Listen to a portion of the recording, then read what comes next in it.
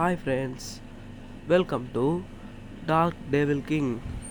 It's special most part 1 video. பிடிச்சதா பிடிக்கல கமெண்ட்டில் சொல்லுங்கள். பார்ட் 1 வீடியோவில் வந்து நம்ம கேஸ்லிங்னா என்னன்னு பார்த்தோம். இப்போ பார்ட் 2 வீடியோவில் வந்து நம்ம பான் ப்ரொமோஷனும் என்பேசன்ட்டும் தான் பார்க்க போகிறோம். வாங்க வீடியோக்குள்ளே போகலாம்.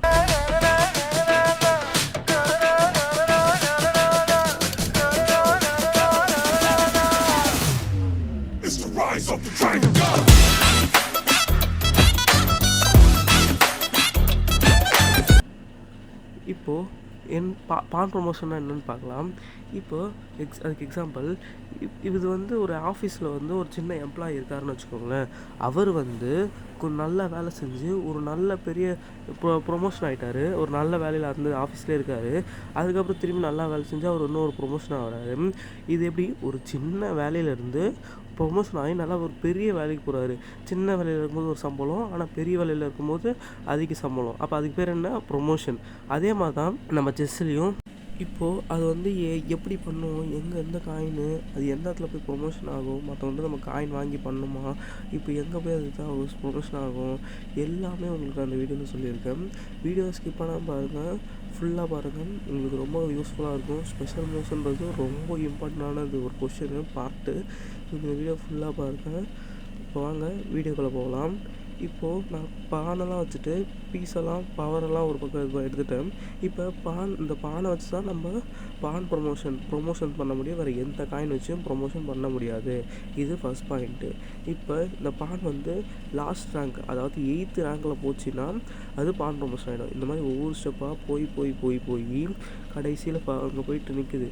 8th ரேங்கில் போய் நின்னா எந்த காயின் வேணால் எடுத்துக்கணும்னு கிடையாது.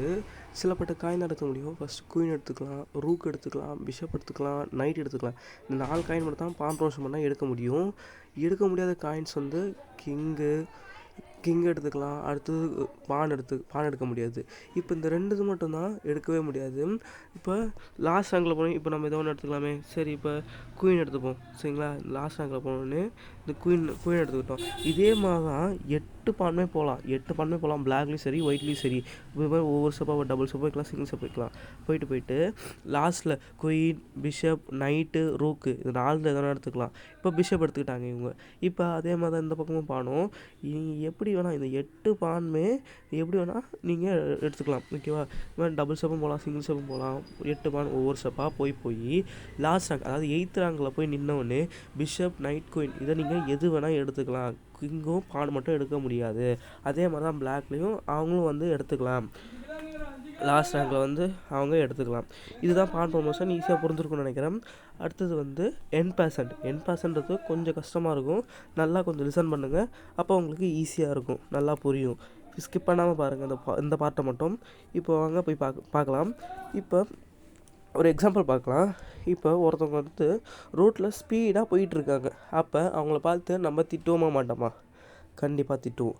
இப்போ அதே மாதிரி அதே ரோட்டில் வேறு ஒருத்தவங்க கொஞ்சம் ஸ்லோவாக தான் போகிறாங்க. அவங்கள நம்ம வேணுமே திட்டுவோமா? திட்ட மாட்டோம். இப்போ அதுதான் இந்த பாட்டை மட்டும் ஞாபகம் வச்சுக்கோங்க.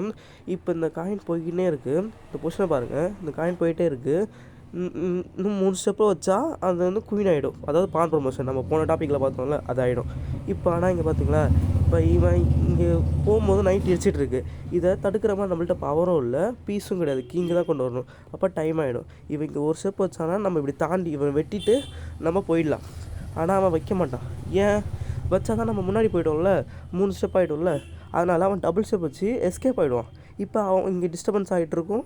இவன் ஆனால் முன்னாடி ஜாலியாக போய்ட்டு இருப்பான். அங்கே இடிச்சிட்டே இருக்குமா நைட்டு, ஆனால் இவன் ஜாலியாக ஒவ்வொரு ஸ்டெப்பாக எடுத்து வச்சு போயிட்டே இருப்பான். இப்போ இதனால் ஒயிட்டுக்கு என்னாச்சு? இதாகிடுச்சு, கொஞ்சம் டிஸ்டர்பன்ஸ் ஆகிடுச்சு. இப்போ ஒரு ஸ்டெப் வச்சா அப்படி வெட்டிட்டு ஈஸியாக போயிடலாம். பட் ஆனால் இந்த பான் வந்து டபுள் ஸ்டெப் வைக்கிறதுனால அவனால் வெட்டிட்டு முன்னாடி போக முடியல. அந்த நைட் இடிக்குது, இவன் முன்னாடி நான் ஜாலியாக போய்கிட்டு இருப்பான். அதனால் என்ன பண்ணுறாங்கன்னா, இந்த டபுள் ஸ்டெப் வைக்கும் போது இப்படி கிராஸில் வச்சு என்பேசன் பண்ணிக்கலாம் அப்படின்னு சொல்கிறாங்க. இப்போ அவன் முன்னாடி போயிட்டு ஜாலியாக ஒரு குயினோ, நைட்டோ, பிஷப்போ இது வேணால் எடுத்துக்கலாம். இப்போ இங்கே ஒரு ஸ்டெப் வைக்கும் போது நார்மல் ஸ்பீடுன்னு வச்சுக்கோங்க. ஆனால் டபுள் ஸ்டெப் வைக்கும் போது ஓவர் ஸ்பீடு வந்தால் நம்ம என்ன பண்ணுவோம்?